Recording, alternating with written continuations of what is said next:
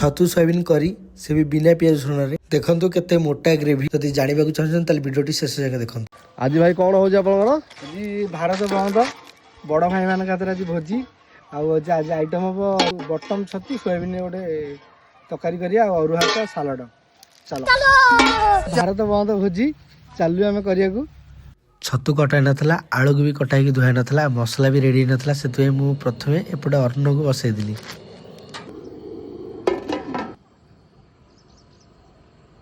आंब गछ बौल धरी बर्तमान से परिवेश भितर आम अच्छु गाड़ी शोर शब्द ना साइलेंट परिवेश अल्प अल्प पवन भी बहुत आ दु तीन जन आसी ना भोजी खाइला बटम छतु प्रथम आम काटिदेवा। ये बटम छतु को हलदी पानी रे पकईदे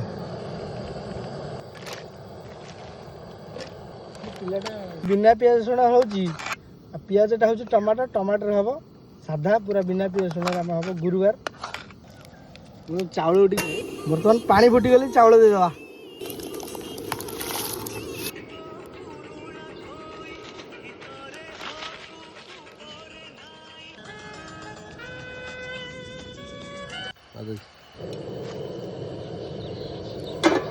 प्रथम आम सोरिष तेल को ऐड करवा छतु सोयाबीन आलू को भाजीदेवा।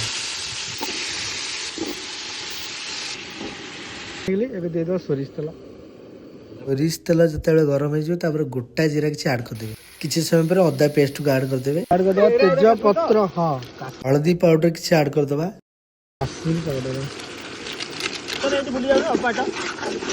ग्रीन मटर ऐड करदे किसी समय कसला पर ऐड करदे टमाटो जेहेतु बिना पेस्ट हो टमाटो ही पकेबे टमाटो मेल्ट है जाए कषे घोड़े घोड़े कषे मुझे ग्लास देखुची आपण मानक मसला होची जीरा धनिया करी सब पाउडर मुझे पानी रे गोली की पकईकी ऐड कली ताकू मैक्सिमम आपण मैंने 15 मिनट कषिदेवे स्वाद अनुसार लुण ऐड करदे।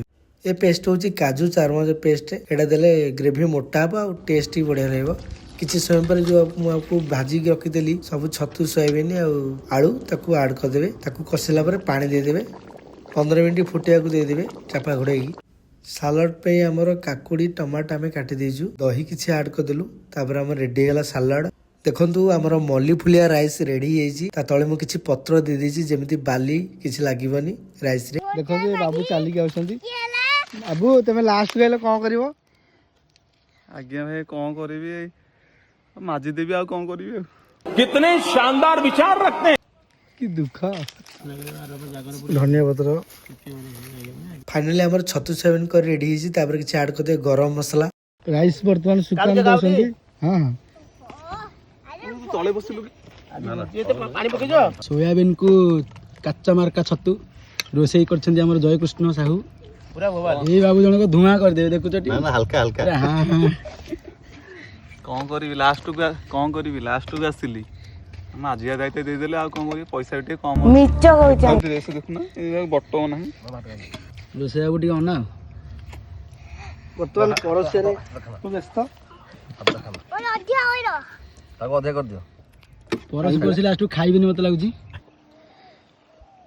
देखंतु को भलिया प्राकृतिक परिवेश रे भाई माने हम सब आज भोजी करछंती। गाड़ी रो शोर शब्द नाही कोइली जाउची कुकु सुगा जाउची हां हम बिलर भोजी करछु भारत बंद सकासे कहू न खाली पूरा एन्जॉय पूरा करछंती आज पूरा लाइफ को पूरा एन्जॉय करछु।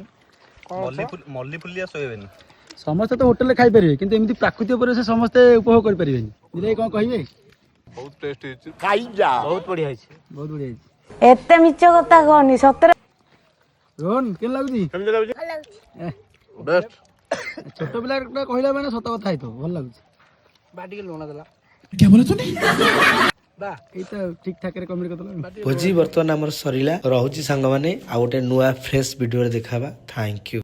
सतरे भाई तांकर कथा दे कथा रखले बाजुछंती चंदन टिपा मथारे